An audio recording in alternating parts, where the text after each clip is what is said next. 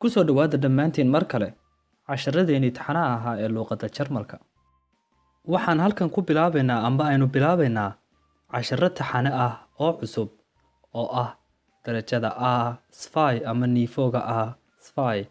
Haddaba, haddii uu kuu fududaa casharradii hore ee A1-isku, kuwanina kuguma adkaan doonaan, wax dhib ahna kuguma noqon doonaan.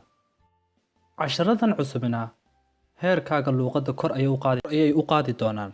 Aynu ka bilowna haddaba maanta casharkeena koowaad. Lexion 1. Casharka koowaad. Maanta waxaan ka hadli doonaa cashar aad muhiim u ah oo ah sich vorstellen, oo macnaheedu yahay iska sheekayn amba isfalanqayn. In adigu iska sheekaysid aad tirahdid magacaygu waa sida, da'daydu intaas weeyaan. Haye ayn bilowno. Nasiib wacan. Markaad isfalanqaynaysid ama iska sheekaynaysid waa in aad qodobadan soo socda aad ka hadashaa ama aad ka tusaale ahaan naame magaca waa inaad sheegtaa marka u horeysa. Marka labaad Herkunft meesha aad ka timid. Marka saddexaad waa inaad sheegtaa Alter da'daada iyo intaad jirtid ama imse jir baa tahay. Marka afraad waa in aad sheegtaa Wohnort meesha aad degan tahay deegaan ahaan ama aad joogtid. 5 waa inaad kadibna sheegtaa Sprachen inta luuqadood ku hadashid ama inta luuqadood aad taqaanid.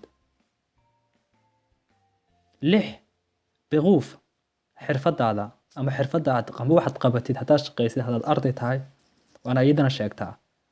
7 waa inaad sheegtaa hobbigaaga maxaad jeceshay ama hiwaayadaadu maxay tahay. Iyo ta ugu dambeysa oo ah Familienstand inaad sheegtid haddaad rabtid xaaladda aad ku jirtid, inaad xaas tahay, inaad carmal tahay, inaad kala tagteen, sidaas oo kale.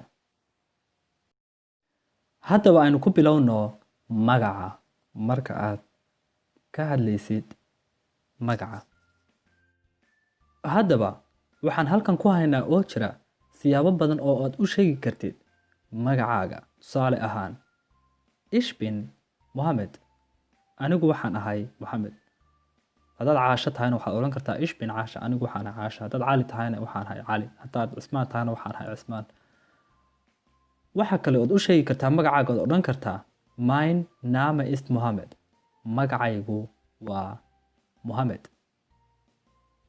Dariiq saddexaad ayaa jira oo aad adiguna isla isagana magacaaga ku sheegi kartid.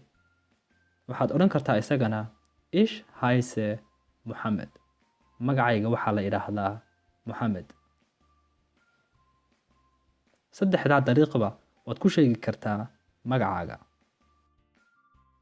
Haddaba markaan ka hadlayo Herkunft meesha aan ka imid asal ahaan, waxaad sheegaysaa waddanka aad ka timid asal ahaan ama aad ka timid adigu. Haddaba waxaa jira iyadana dariiqyo kala duwan oo aad u sheegi kartid meesha aad ka timid. Tusaale ahaan, Ich komme aus Somalia. Waxaan ka imid Soomaaliya ama Soomaaliyaan ka imid. Talabaad, dariiq kale oo aad iyadana u sheegi kartaa waxa weeyaan Ich bin in Somalia geboren. Waxaan ku dhashay Soomaaliya. Dariiq saddexaad iyadana u sheegi karto asal ahaan halkaasaan ka imid waxay tahay Ich komme ursprünglich aus Somalia. Waxaan asal ahaan ka imid Soomaaliya ama waxaan asal ahaan ka soo jeedaa Soomaaliya. Qodobka saddexaad, Alter da'da. Haddaba sidaad u sheegaysaa markaad ka hadlaysid da'. Haddaba waxaan rabaa inaan idhaahdo intaasaan jira. Sideen u odhanayaa? Tusaale ahaan, Ich bin 21 Jahre alt. Waxaan ahay 21 sano jir. Amba waxaad odhan kartaa Ich bin 25 Jahre alt. Waxaan ahay 25 jir. Haddaad 30 tahayna Ich bin 30 Jahre alt ayaad odhan kartaa. Waxa kalood odhan kartaa Ich bin 1999 geboren. Waxaan dhashay sanadkii 1999. Waa sanadka aad dhalatay unbaad ka dhigi kartaa halkaana ama aad ku bedeli kartaa sidoo kale. Aan u gudubna ta xigta ee afraad. Wohnort meesha aad degan tahay. Wohne ich jetzt? Halkeen ku noolahay imika? magaalada aad ku nooshahay inaad sheegtid haddaad rabtid waxaad odhan kartaa ich wohne in Berlin. Waxaan ku noolahay Berlin. haddii aad Hamburg ku nooshahayna ich wohne Hamburg. haddaad Bremen ku nooshahayna ich wohne in Bremen. haddaba dariiq kale ood odhan kartaa waxay tahay ama si kale ood odhan kartaa ich lebe in Berlin. waxaan ku noolahay Berlin amba waxaan deganahay Berlin. dariiq saddexaad ama si aad odhan kartid waxay tahay ich wohne mit meiner Familie in Berlin. waxaan kula noolahay qoyskayga Berlin. magaalada aad kula nooshahay baad ku bedeli kartaa halkaana. tusaale ahaan ich wohne mit meiner Familie in Hamburg. nimaadna tashanaad Sprachen. welche Sprachen spreche ich? luuqadahee ayaan ku hadlaa. tusaale ahaan waxaad u odhan kartaa ich spreche Somali und etwas Deutsch. waxaan ku hadlaa Soomaali iyo wax yar oo Jarmal ah. amba waxaad u odhan kartaa meine Muttersprache ist Somalisch. luuqadayda hooyo waa Soomaali. amba waxaad odhan kartaa oon aniguna odhan karaa ich kann fließend Somalisch und ich lerne gerade Deutsch. waxaan si buuxda ugu hadlaa Soomaaliga. waxaanan hadda bartaa ama aan baranayaa af Jarmalka. haddaba tashanaad xirfadda Beruf. was bin ich von Beruf? maxay tahay xirfadaydu? waxaad odhan kartaa haddii aad arday tahay ich bin Schüler. waxaan ahay arday. haddii aad ardayo tahayna waxaad odhan kartaa ich bin Schülerin. waxaan ahay ardayad.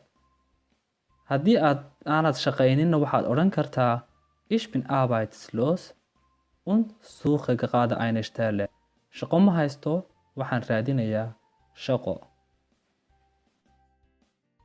ta xigta hobby hiwaayad. haddaba sidaan u sheegi karaa ama inay hiwaayadaydu waxay tahay amba waxaan jecelahay? waxaad odhan kartaa meine Hobbys sind Sport machen, lesen, neue Sprache lernen. hiwaayadaydu waa isboortiga, akhriska, barashada luuqado cusub. amba waxaad odhan kartaa meine Hobby ist Fußball spielen. hobbigaygu waa waxaa kubadda inaan ciyaaro amba inaan TV daawado. amba waxaad odhan kartaa ich habe keine Hobbys. ma haysto wax hobby ama hiwaayad ah. aber laakiin ab und zu treffe ich meine Freunde. waqti ka waqti waxaan la kulmaa asxaabtayda ama marmar waxaan la kulmaa asxaabtayda. ta ugu dambaysa aynu ka hadlayna maanta Familienstand. xaaladda aad ku sugantay. Familienstand waxay sheegtaa oo ay tahay inaad xaas tahay, inaad kala tagtay, inaad carmal tahay. saas oo kale ayay sheegtaa Familienstand. haddaba waxaad odhan kartaa haddii aad single tahay ich bin single. waxaan ahay keli amba waxaan ahay keligaygaan ahay. amba waxaad odhan kartaa ich bin ledig. waxaan ahay iyaduna waa keli un. waxay la macno tahay ta hore un single. haddii aad guursatayna waxaad odhan kartaa ich bin verheiratet. waan guursaday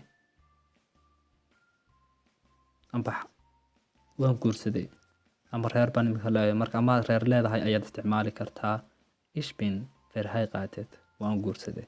haddii aad single tahay ma isticmaali kartid. haddii aad qof isla socotaan ama qofkaasi uu xidhiidh idinka dhexeeya ood kala tagtaan waxaad isticmaali kartaa aad odhan kartaa ich bin getrennt. waan kala tagnay. lamaanaha isqaba markay kala tagaan ama isfuraanna waxay isticmaali karaan oo odhan karaan wir sind geschieden. waan kala tagnay amba waan isfurnay. amba ich bin geschieden. waan kala soconay amba kala tagnay. haddaba markuu lamaanahaagu kaa dhintana waxaad odhan kartaa ich bin verwitwet. waxaan ahay carmal. waad mahadsantihiin dhammaantiin. waad ku mahadsan tahay daawashadaada. haddii aad nagu cusub tahay fadlan subscribe garee si aad ula socotid casharo kale oo badan.